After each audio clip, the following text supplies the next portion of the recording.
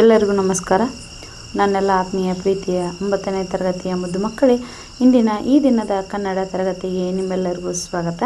ಪುಟಾಣಿಗಳೇ, ನಾವು ಕಳೆದ ದಿನ ತರಗತಿಯಲ್ಲಿ 9ನೇ ತರಗತಿಯ ಕನ್ನಡ ಭಾಷಾ ಪಠ್ಯಪುಸ್ತಕದಲ್ಲಿ ಇರ್ತಕ್ಕಂತಹ ಭಾಗ 1ರಲ್ಲಿ ಬರ್ತಕ್ಕಂತಹ ಸುಂದರ ಮುದ್ದಾದ ಪಾಠ, ಅದು ಪದ್ಯ ಭಾಗ 1 ಪಾರಿವಾಳ. ಈ ಪದ್ಯಭಾಗದ ಪಾರಿವಾಳ ಅನ್ನುವಂತಹ ಪದ್ಯಭಾಗದ ಸಾರಾಂಶವನ್ನು, ಕವಿ ಪರಿಚಯವನ್ನು, ಆಶಯ ಭಾಗವನ್ನು ಹಾಗೂ ಪದಗಳ ಅರ್ಥವನ್ನು ನಾವು ನೋಡ್ಕೊಂಡಿದ್ವಿ. ಇದೊಂದು ಸುಂದರವಾಗಿರ್ತಕ್ಕಂತಹ ಕತೆ ಕವನ ರೂಪದಲ್ಲಿರ್ತಕ್ಕಂಥ ಒಂದು ಸುಂದರವಾದಂತಹ ಪದ್ಯಭಾಗ. ಸು.ರ.ಂ ಎಕ್ಕುಂಡಿರವರು ಈ ಪಾರಿವಾಳ ಅನ್ನುವಂತಹ ಪದ್ಯಭಾಗವನ್ನು ರಚನೆ ಮಾಡಿದ್ದಾರೆ. ನೋಡಿ, ದಟ್ಟವಾಗಿರ್ತಕ್ಕಂತಹ ಒಂದು ಪುಟ್ಟದಂತಹ ಒಂದು ಕಾಡು. ಆ ದಟ್ಟವಾಗಿರ್ತಕ್ಕಂತಹ ಕಾಡಿನಲ್ಲಿ ಒಂದು ಹೆಮ್ಮರ. ಆ ಹೆಮ್ಮರದ ಒಂದು ಪೊದರಿನಲ್ಲಿ ಒಂದು ಮುದ್ದಾದ ಬಿಳಿ ಪಾರಿವಾಳಗಳ ಜೋಡಿ ಏನು ಮಾಡ್ತಾಯಿತ್ತು, ಅಲ್ಲಿ ತುಂಬು ಸಂಸಾರವನ್ನು, ಅಂದರೆ ತುಂಬು ಕುಟುಂಬದ ಸಮೇತ ತುಂಬ ಅತ್ಯಂತ ಖುಷಿಯಾಗಿ ಆನಂದಭರಿತವಾಗಿ ತನ್ನ ಸಂಸಾರವನ್ನು ನಡೆಸ್ತಾ ಇತ್ತು. ಅವು ಒಂದನ್ನೊಂದು ಯಾವತ್ತೂ ಬಿಟ್ಟು ಇರದೇ ಇರ್ತಕ್ಕಂತಹ ಕ್ಷಣನೇ ಇರ್ತಿರಲಿಲ್ಲ. ಯಾವತ್ತೂ ಒಂದನ್ನೊಂದು ಅಗಲಿ ಇರತಕ್ಕಂತಹ ಒಂದು ಕ್ಷಣವೂ ಕೂಡ ಇರ್ತಾ ಇರಲಿಲ್ಲ. ಹೀಗಾಗಿ ಸಂತೋಷ ಬರಲಿ ದುಃಖ ಬರಲಿ ಏನೇ ಬಂದರೂ ಜೊತೆಯಾಗಿ ಅವೆರಡು ಮುದ್ದಾದ ಪಾರಿವಾಳ ಜೋಡಿಗಳು ಇರ್ತಾಯಿದ್ವು. ಹೀಗೆ ಸ್ವಲ್ಪ ದಿನಗಳು ಕಳೆದ ಮೇಲೆ ಏನು ಮಾಡಿಪ್ಪ ಅಂತಂದ್ರೆ, ಆ ಬಿಳಿ ಮುದ್ದಾದ ಪಾರಿವಾಳ ಜೋಡಿಗಳು ಮೊಟ್ಟೆಯನ್ನು ಒಡೆದು ಅವುಗಳ ಪ್ರೀತಿ ಇನ್ನಷ್ಟು ಇಮ್ಮಡಿ ಆಗುವಷ್ಟು, ಅಂದರೆ 2 ಆಗುವಷ್ಟು ಮರಿಗಳು ಅಲ್ಲಿ ಬಂದು ಆ ಮರಿಗಳ ಧ್ವನಿಯನ್ನು ಕೇಳ್ತಕ್ಕಂತಹ ಜೋಡಿ ಪಾರಿವಾಳ ದಿನಗಳು ಕಳೆದ ಹಾಗೆ ಅವುಗಳ ತಮ್ಮ ಸುಖದ ಸಂಸಾರದಲ್ಲಿ ತೇಲಾಡ್ತಾ ಇದ್ವು.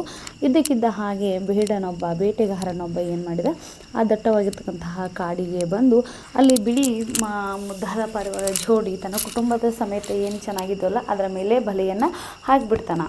ಆಗ ಹಾಕಿದಂತಹ ಸಂದರ್ಭದಲ್ಲಿ ಆ ಬೇಟೆಗಾರ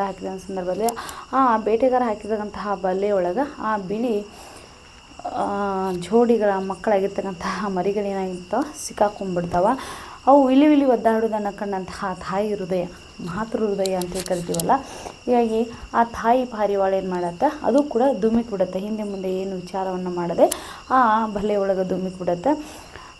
ತಾಯಿ ಪಾರಿವಾಳ ಧುಮುಕಿದ್ದನ್ನು ನೋಡಿ ತಂದೆ ಪಾರಿವಾಳ ಏನು ಮಾಡಿಬಿಡುತ್ತೆ, ತಾನೂ ಕೂಡ ಅದರೊಳಗೆ ಧುಮ್ಮಿಕೊಡುತ್ತೆ. ಯಾವ ರೀತಿಯಾಗಿ ಅಳುತ್ತಾ ಬಿಕ್ಕಿ ಅಳುತ್ತಾ ಕೂಡ ಅದು ಧುಮ್ಮಿಕೊಡುತ್ತೆ. ತಮ್ಮ ಕುರುಡು ವಾತ್ಸಲ್ಯದಲ್ಲಿ ಏನು ಮಾಡ್ತಾ, ತಮ್ಮ ಅವಿವೇಕತನದಿಂದ ಇಡೀ ಪಾರಿವಾಳ ಹಿಂಡು ಸಂಪೂರ್ಣವಾಗಿ ಬೇಟೆಗಾರನ ಪಾಲಾಗಿಬಿಡತ್ತೆ. ಆ ಬೇಟೆಗಾರನಿಗೂ ಒಂದು ಕುಟುಂಬ ಇರುತ್ತಲ್ವ, ಅವನು ಕೂಡ ತನ್ನ ಮನೆಯ ಸಂಸಾರವನ್ನು, ಮನೆಯ ಜನರ ಹೊಟ್ಟೆಯನ್ನು ನೆಗಿಸಲಿಕ್ಕೆ ಏನು ಮಾಡ್ತಿರ್ತಾನೆ, ಬಲೆಯನ್ನು ಹಾಕಿರ್ತಾನೆ. ಹೀಗಾಗಿ ಆತ ತುಂಬ ಖುಷಿಯಿಂದ ಆತ ಹೋಗ್ತಾನೆ. ನಮ್ಮ ಜೀವನದಲ್ಲಿ ನಾವು ಅತಿಯಾದಂತಹ ಪ್ರೀತಿ, ವ್ಯಾಮೋಹ ಏನಿರುತ್ತಲ್ಲ, ನಾವು ಬಿಟ್ಟು ನಾವು ಬದುಕಬೇಕು. ಒಂದೇ ಒಂದು ಕ್ಷಣ ಅತಿಯಾದಂಥ ಪ್ರೀತಿಯನ್ನು ಬದಿಗಿಟ್ಟು ನಾವು ಕಷ್ಟದ ಸಮಯದಲ್ಲಿ ವಿಚಾರವನ್ನು ಮಾಡಿದರೆ, ಅಥವಾ ಸಮಸ್ಯೆ ಇದ್ದಂಥ ಸಂದರ್ಭದಲ್ಲಿ ನಾವು ವಿಚಾರವನ್ನು ಮಾಡಿದ್ದೆ ಆದರೆ ನಮಗೇನಾಗುತ್ತೆ, ಒಳ್ಳೆಯ ಉಪಾಯಗಳು ಸಿಗ್ತಾವೆ, ಸಮಸ್ಯೆ ಏನಕ್ಕೋ ತನ್ನಿಂದ ತಾನೇ ನಿವಾರಣೆ ಆಗ್ತಾವ ಅಂತ ಹೇಳ್ತಾ, ಅಲ್ಲೊಂದು ಕೊನೆಗೆ ಈ ಕತೆ ಕವನದ ರೂಪದಲ್ಲಿರ್ತಕ್ಕಂತಹ ಈ ಪಾರಿವಾಳ ಅನ್ನುವಂಥ ಪದ್ಯಭಾಗ ತಾಳಿದವನು ಬಾಳಿಯಾನು ಅನ್ನುವಂಥ ಒಂದು ಸುಂದರ ಸಾರಾಂಶವನ್ನು ಕೊಡ್ತಾ ಸುಂದರ ಪಾಠದಲ್ಲಿ ಮುಕ್ತಾಯವಾಗುತ್ತೆ ಎಂಬುದನ್ನು ನಿನ್ನೆಯ ತರಗತಿಯಲ್ಲಿ ನಾವು ನೋಡಿದ್ವಿ. ಮಕ್ಕಳೇ, ಇಂದಿನ ತರಗತಿಯಲ್ಲಿ ನಾವು ಆ ಪಾಠದ ಸಂಪೂರ್ಣ ಪ್ರಶ್ನೋತ್ತರಗಳನ್ನ ಚರ್ಚೆ ಮಾಡೋಣ. ಅದಕ್ಕಿಂತ ಮುಂಚೆ ಕೃತಿಕಾರರ ಪರಿಚಯವನ್ನು ಮತ್ತೊಮ್ಮೆ ನೋಡಿಕೊಂಡು ಆಮೇಲೆ ಪಾಠದ ಪ್ರಶ್ನೋತ್ತರಗಳನ್ನ ಚರ್ಚೆ ಮಾಡೋಣ. ಬನ್ನಿ. ಸು.ರ.ಂ ಎಕ್ಕುಂಡಿ. ಇವರ ಪೂರ್ಣ ಹೆಸರು ಸುಬ್ಬಣ್ಣ ರಂಗಣ್ಣ ಎಕ್ಕುಂಡಿ.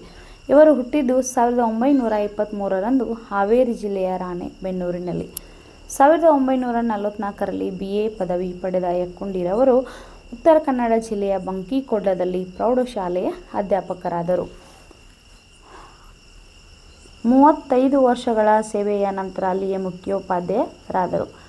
ಇವರ ಕೃತಿಗಳು ಕವನ ಸಂಕಲನ ಶ್ರೀ ಆನಂದ ತೀರ್ಥರು, ಸಂತಾನ, ಹಾವಾಡಿಗರ ಹುಡುಗ, ಮಸ್ತಗಂಧಿ, ಬಕುಳದ ಹೂಗಳು, ಕಥಾ ಸಂಕಲನ ನೆರಳು, ಕಾದಂಬರಿ ಪ್ರತಿಬಿಂಬಗಳು, ಸೋವಿಯತ್ ಲ್ಯಾಂಡ್ನ ನೆಹರು ಪುರಸ್ಕಾರ, ಕರ್ನಾಟಕ ಸಾಹಿತ್ಯ ಅಕಾಡೆಮಿ ಬಹುಮಾನ, ಕೇಂದ್ರ ಸಾಹಿತ್ಯ ಅಕಾಡೆಮಿ ಪುರಸ್ಕಾರ ದೊರೆತಿವೆ.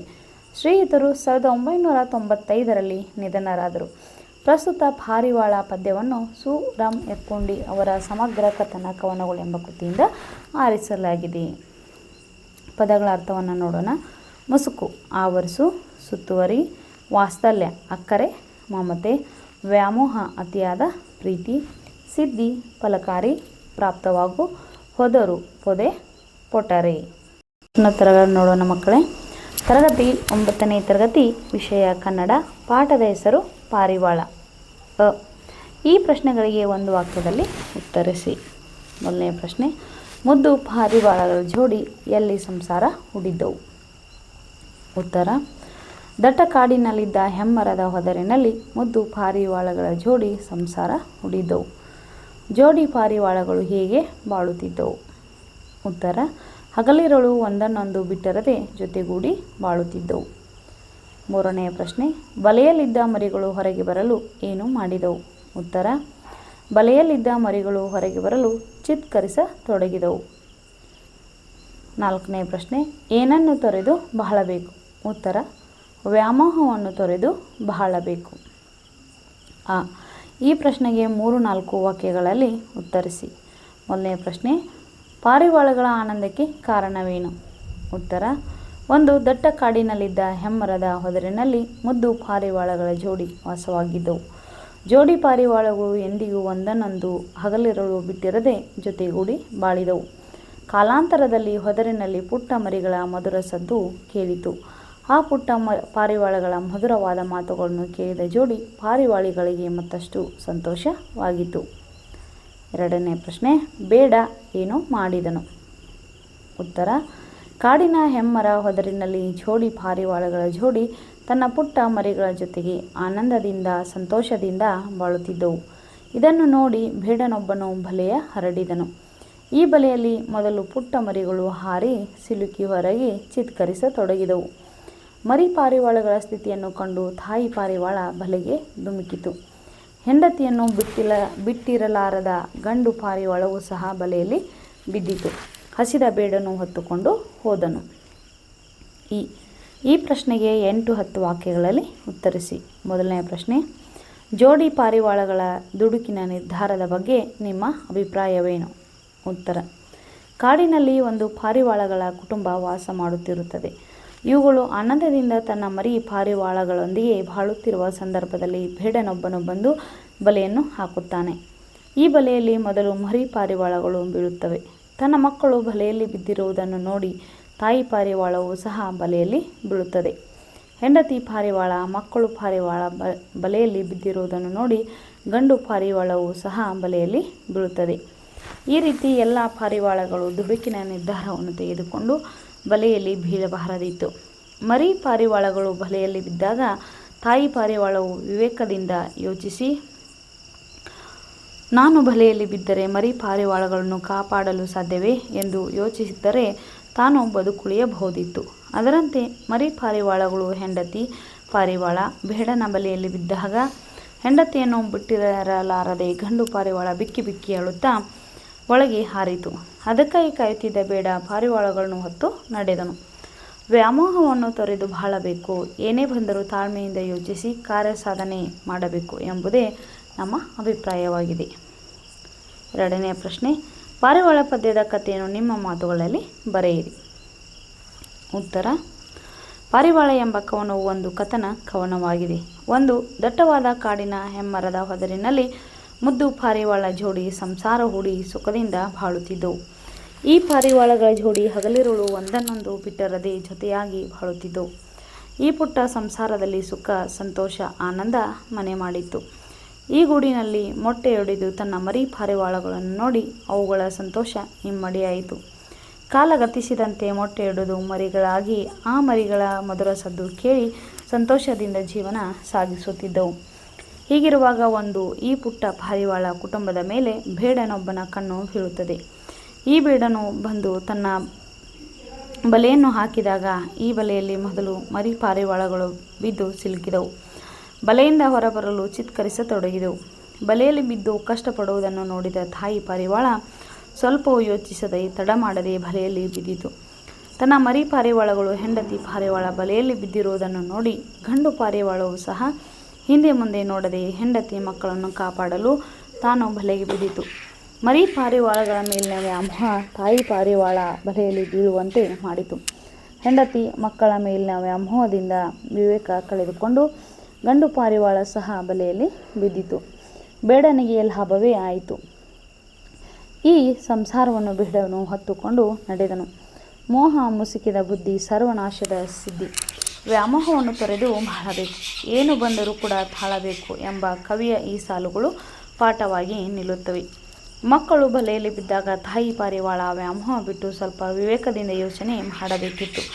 ಇದರಿಂದ ತನ್ನ ಪ್ರಾಣ ಉಳಿಯುತ್ತಿತ್ತು. ಬೇಡನ ಬಲೆಯಲ್ಲಿ ಬಿದ್ದು ಮರಿ ಪಾರಿವಾಳಗಳ ಜೀವ ಹೋಗಬೇಕು ಎಂದು ಆ ವಿಧಿ ಬರೆದಿದ್ದರೆ ಯಾರು ತಾನೇ ತಪ್ಪಿಸಲು ಸಾಧ್ಯ ಎಂದು ತಾಯಿ ಪಾರಿವಾಳ ವಿವೇಕದಿಂದ ಯೋಚನೆ ಮಾಡಬೇಕಿತ್ತು. ಇದೇ ರೀತಿ ಮರಿ ಪಾರಿವಾಳ ಹೆಂಡತಿ ಪಾರಿವಾಳ ಬಲೆಗೆ ಬಿದ್ದಾಗ ಗಂಡು ಪಾರಿವಾಳ ಯೋಚನೆ ಮಾಡಿದ್ದರೆ ಪಾರಿವಾಳಗಳ ಕುಟುಂಬ ಸರ್ವನಾಶವಾಗುತ್ತಿರಲಿಲ್ಲ. ಜೀವನ ಎಂದ ಮೇಲೆ ಕಷ್ಟ ನಷ್ಟ ಸಮಸ್ಯೆಗಳು ಬರುತ್ತವೆ. ಸವಾಲುಗಳಿಗೆ ಹೆದರದೆ ಭಾವುಕರಾಗಿ ಅನಾಹುತಗಳನ್ನು ಮಾಡಿಕೊಳ್ಳದೆ ವಿವೇಕದಿಂದ ಆಲೋಚಿಸಿ ಪರಿಹಾರ ಕಂಡುಕೊಳ್ಳಬೇಕು. ಏನೇ ಬಂದರೂ ಕಲ್ಲು ಬಂಡೆಯಂತೆ ತಾಳಬೇಕು ಎಂದು ಕವಿ ಹೇಳಿದ್ದಾರೆ. ಈ ಸಂದರ್ಭ ಸಾಹಿತ್ಯ ಸ್ವಾರಸ್ಯವನ್ನು ವಿವರಿಸಿ. ಮೊದಲನೆಯ ಪ್ರಶ್ನೆ, ಒಳಗೆ ಬಂದಿತು ಬಳಿಗೆ ಬಿಕ್ಕಿ ಬಿಕ್ಕಿ. ಆಯ್ಕೆ: ಈ ವಾಕ್ಯವನ್ನು ಸು. ರಂ. ಯಕ್ಕುಂಡಿ ಅವರ ಸಮಗ್ರ ಕಥನ ಕವನಗಳು ಎಂಬ ಕೃತಿಯಿಂದ ಆಯ್ದ ಪಾರಿವಾಳ ಎಂಬ ಪದ್ಯಭಾಗದಿಂದ ಆರಿಸಲಾಗಿದೆ. ಸಂದರ್ಭ: ಬೇಡನು ಹಾಕಿದ ಬಲೆಗೆ ಮೊದಲು ಮರಿ ಪಾರಿವಾಳಗಳು ಬೀಳುತ್ತವೆ. ಇದನ್ನು ನೋಡಿದ ತಾಯಿ ಪಾರಿವಾಳವು ಮಮತೆ ವಾತ್ಸಲ್ಯದಿಂದ ಬಲೆಗೆ ಬೀಳುತ್ತದೆ. ಹೆಂಡತಿ ಮಕ್ಕಳು ಬಲೆಯಲ್ಲಿ ಬಿದ್ದ ದುಃಖವನ್ನು ನೋಡಿ ಸಹಿಸದ ಗಂಡು ಪಾರಿವಾಳವು ಬಲೆಯಲ್ಲಿ ಬಿದ್ದ ಸಂದರ್ಭದಲ್ಲಿ ಕವಿ ಈ ಮಾತನ್ನು ಹೇಳಿದ್ದಾರೆ. ಸ್ವಾರಸ್ಯ: ಮರಿಗಳ ಮೇಲಿನ ಕುರುಡು ವಾತ್ಸಲ್ಯ ಮಮತೆಯಿಂದ ತಾಯಿ ಪಾರಿವಾಳ ಹೆಂಡತಿ ಮಕ್ಕಳ ಮೇಲಿನ ವ್ಯಾಮೋಹದಿಂದ ವಿವೇಕ ಕಳೆದುಕೊಂಡು ಪಾರಿವಾಳ ಕುಟುಂಬ ನಾಶವಾಗಿರುವುದನ್ನು ಕವಿ ಸ್ವಾರಸ್ಯಪೂರ್ಣವಾಗಿ ಹೇಳಿದ್ದಾರೆ. ಎರಡನೆಯ ಪ್ರಶ್ನೆ, ಮೋಹ ಮುಸುಕಿದ ಬುದ್ಧಿ ಸರ್ವನಾಶದ ಸಿದ್ಧಿ. ಆಯ್ಕೆ: ಈ ವಾಕ್ಯವನ್ನು ಸು. ರಂ. ಯಕ್ಕುಂಡಿ ಅವರ ಸಮಗ್ರ ಕಥನ ಕವನಗಳು ಎಂಬ ಕೃತಿಯಿಂದ ಆಯ್ದ ಪಾರಿವಾಳ ಎಂಬ ಪದ್ಯಭಾಗದಿಂದ ಆರಿಸಲಾಗಿದೆ. ಸಂದರ್ಭ: ಬೇಡನು ಹಾಕಿದ ಬಲೆಗೆ ಸಿಲುಕಿದ ಪುಟ್ಟ ಮರಿಗಳನ್ನು ಕಂಡ ತಂದೆ ತಾಯಿ ಪಾರಿವಾಳಗಳು ಕುರುಡು ವಾತ್ಸಲ್ಯದ ಅವಿವೇಕದಿಂದ ತಾವೂ ಬಲೆಗೆ ಸಿಲುಕಿ ಬೇಡನ ಪಾಲಾದವು. ಮೋಹ ಎಂಬುದು ಸರ್ವನಾಶಕ್ಕೆ ಕಾರಣ. ವ್ಯಾಮೋಹ ತೊರೆದು ತಾಳ್ಮೆಯಿಂದ ಯೋಚಿಸಿ ಕಾರ್ಯ ಸಾಧನೆ ಮಾಡಬೇಕು ಎಂದು ಹೇಳುವ ಸಂದರ್ಭದಲ್ಲಿ ಈ ಮಾತು ಬಂದಿದೆ. ಸ್ವಾರಸ್ಯ: ಮಕ್ಕಳು, ಮರಿ, ಹೆಂಡತಿ, ನನ್ನ ಕುಟುಂಬ ಎಂಬ ವ್ಯಾಮೋಹದಿಂದ ಬದುಕಿದರೆ ಇಡೀ ಕುಟುಂಬವೇ ಸರ್ವನಾಶವಾಗುತ್ತದೆ ಎಂಬುದನ್ನು ಕವಿ ಸ್ವಾರಸ್ಯಪೂರ್ಣವಾಗಿ ವಿವರಿಸಿದ್ದಾರೆ. ಮಕ್ಕಳೇ, ಇಂದಿನ ತರಗತಿಯಲ್ಲಿ ನಾವು ಪಾರಿವಾಳ ಎಂಬ ಪದ್ಯಭಾಗದ ಪ್ರಶ್ನೋತ್ತರಗಳನ್ನು ಚರ್ಚೆಯನ್ನು ಮಾಡಿದ್ದೀನಿ. ಮುಂದಿನ ತರಗತಿಯಲ್ಲಿ ಒಂದು ಅದ್ಭುತವಾದ ಪಾಠದೊಂದಿಗೆ ನಿಮ್ಮೆಲ್ಲರನ್ನು ಮತ್ತೊಮ್ಮೆ ಭೇಟಿಯಾಗುತ್ತೇನೆ ಅಂತ ಹೇಳ್ತಾ ಇಂದಿನ ತರಗತಿಯನ್ನು ಮುಗಿಸುವಂಥ ಸಮಯ. ಎಲ್ಲರಿಗೂ ನಮಸ್ಕಾರ.